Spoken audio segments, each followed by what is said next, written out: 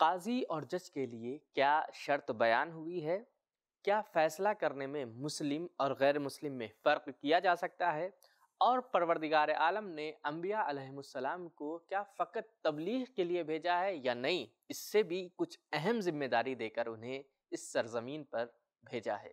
سبیل قرآن کے تمام ناظرین کو ایک مرتبہ پھر سے خوش آمدید عرض کرتے ہیں۔ آج ہم سورہ نساء کی 2 آیتوں کی تفسیر کے ساتھ آپ کے سامنے حاضر ہوئے ہیں، تو چلیے چلتے ہیں ان 2 آیتوں کی تفسیر کو جاننے کے لیے ان کی تلاوت اور ترجمے کو سنتے ہیں۔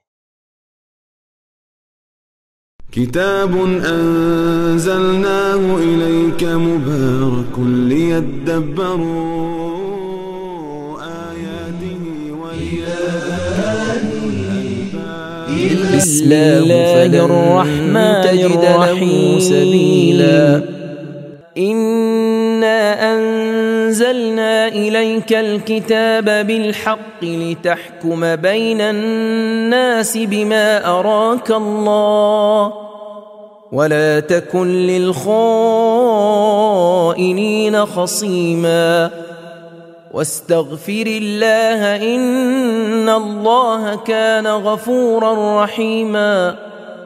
بے شک ہم نے یہ کتاب تم پر حق نازل کی ہے تاکہ جو کچھ اللہ تعالیٰ نے وحی کے ذریعے تمہیں سکھایا اور دکھایا ہے اس کے ساتھ لوگوں کے درمیان فیصلہ کرو اور خیانت کرنے والوں کے حق میں دشمنی نہ کرو۔ اللہ سے مغفرت طلب کرو کہ یقیناً اللہ بخشنے والا مہربان ہے۔ ناظرین، ہم نے ان 2 آیتوں کے ترجمے کو جان لیا ہے، آئیے چلتے ہیں ان کے پوائنٹس کو جاننے کی کوشش کرتے ہیں۔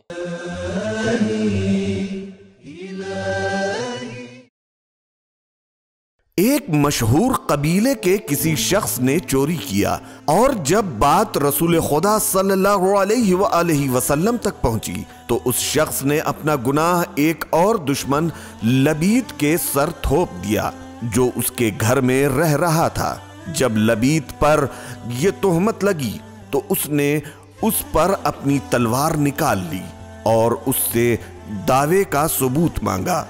لوگوں نے اسے اپنے قابو میں لے لیا اور کچھ لوگوں کو رسول خدا صلی اللہ علیہ وآلہ وسلم کی خدمت میں بھیجا تاکہ آپ صلی اللہ علیہ وآلہ وسلم اس کا فیصلہ کریں۔ اس شخص نے قبیلے کی طرف سے بات کرنے والے شخص کے ساتھ چند لوگوں کو پیغمبر صلی اللہ علیہ وآلہ وسلم کی خدمت میں بھیجا تاکہ وہ سب اس کی حمایت میں بات کر سکیں۔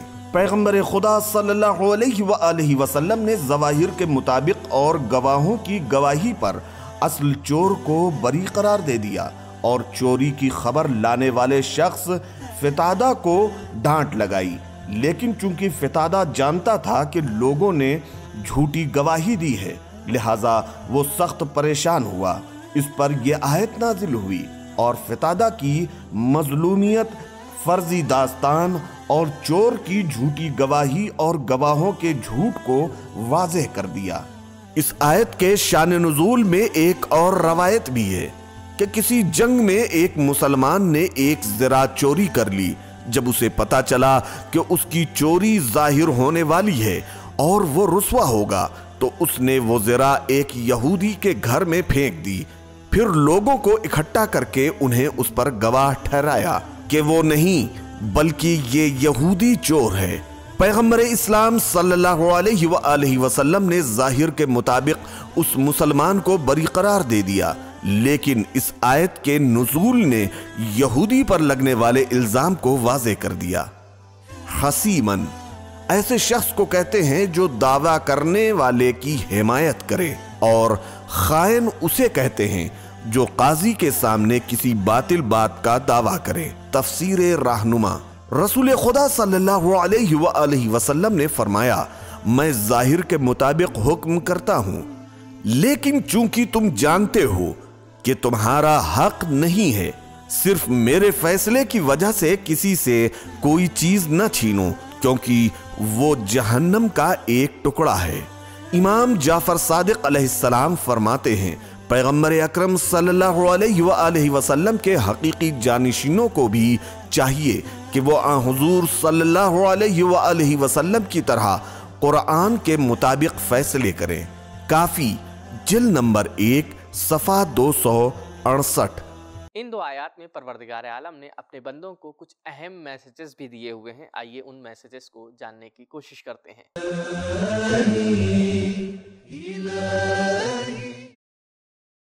1. لوگوں کے درمیان فیصلہ کرنے اور عدالت قائم کرنے کے لیے قرآن ایک بنیاد ہے۔ 2. قاضی کو قرآنی قانون سے مکمل آگاہی ہونی چاہیے۔ 3. قاضی ہونے کے لیے شرط ہے کہ وہ قرآن و سنت سے آگاہی رکھتا ہو۔ 4. چونکہ قرآن کا نزول حق کی بنیاد پر ہوا ہے، لہذا فیصلے بھی حق ہی کی بنیاد پر کیے جائیں گے، کسی قسم کی وابستگی کی بنیاد پر نہیں، چاہے وہ وابستگی حزب کی ہو یا گروہ کی، اور علاقے کی ہو یا نسلی بنیاد پر ہو۔ 5. عدل کے مطابق سلوک کرنا اچھا ہے، حتیٰ غیر مسلموں کے ساتھ بھی عدل کے مطابق سلوک کرنا ضروری ہے۔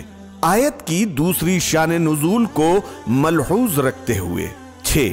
فیصلہ کرنا انبیاء علیہم السلام کی ذمہ داریوں میں شامل ہے، صرف تبلیغ ہی کافی نہیں بلکہ اجزائے احکام بھی ان کی اہم ذمہ داری ہے۔ 7.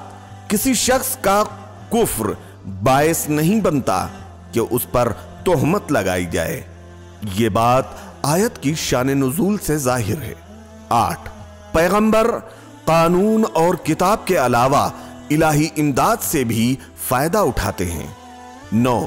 خدا تعالیٰ نے اپنے پیغمبر کو قرآن کے علاوہ کئی دوسری چیزیں بھی دکھائی اور کئی دوسرے منصوبوں سے آگاہ فرمایا۔ ارائک اللہ، یہاں یہ نہیں فرمایا لحکم بین الناس بما۔ 10. اللہ تعالیٰ اپنے پیغمبر کی حفاظت کرتا ہے اور لوگوں کی سازشوں اور چالوں کو ظاہر کرتا ہے۔ 11. قرآن یقیناً قابل احترام ہے، لیکن اس سے ناجائز فائدہ اٹھانے والوں کے بارے میں بھی ایسا طریقہ اختیار کرنا چاہیے کہ جس سے ان کی ہمت ٹوٹ جائے، اور یہاں خدائی امداد چارہ گر ثابت ہوئی ہے۔ 12. خیانت کرنے والے کی حمایت اور دفاع کرنا ممنوع ہے۔ 13. خائن افراد کو دینی راہبروں سے حمایت کی امید نہیں رکھنی چاہیے۔ 14. قضاوت ایک ایسا عہدہ ہے کہ اگر اس پر معصوم بھی فائز ہو تو اسے بھی ہر وقت خدا سے مغفرت طلب کرنی چاہیے۔ 15. اسلام کے قابل فخر کارناموں میں سے ایک یہ بھی ہے کہ اگر کسی یہودی پر بھی ظلم ہو جائے تو اس کے بارے میں برا ارادہ کرنے والے مسلمانوں کے لیے اسلام کی ممتاز شخصیت کو مغفرت کی دعا کرنی ہوتی ہے۔ 6. اگر قرآن کو خود پیغمبر اسلام صلی اللہ علیہ وآلہ وسلم کی طرف سے کھڑا ہوا اور تیار کیا ہوا ہوتا تو اس کی آیتوں میں ہرگز رسول خدا صلی اللہ علیہ وآلہ وسلم کو استغفار کا حکم نہ ہوتا۔ 17. قاضی کو خواہشات نفس سے دور رہنے کے لیے ہمیشہ استغفار کرنا چاہیے۔ 18. استغفار کرنے والا خدا کی مغفرت اور رحمت سے فائدہ اٹھاتا ہے۔ 19. خدا تعالیٰ گناہوں کو معاف کرنے کے علاوہ بہت مہربان بھی ہے۔ ناظرین، آج کے ایپیسوڈ میں ہمیں یہ معلوم ہوا کہ قضاوت اور ججمنٹ بہت ہی حساس منصب ہے۔ ایک منصف قاضی کو ہمیشہ خواہشات نفسانی سے دور اور استغفار سے قریب ہونا چاہیے۔ یہیں پر ہمارا وقت ختم ہوتا ہے، ملتے ہیں اگلے ایپیسوڈ میں، تب تک کے لیے شکریہ، خدا حافظ۔ سبیل قرآن، قرآنی سماج کی پہچان۔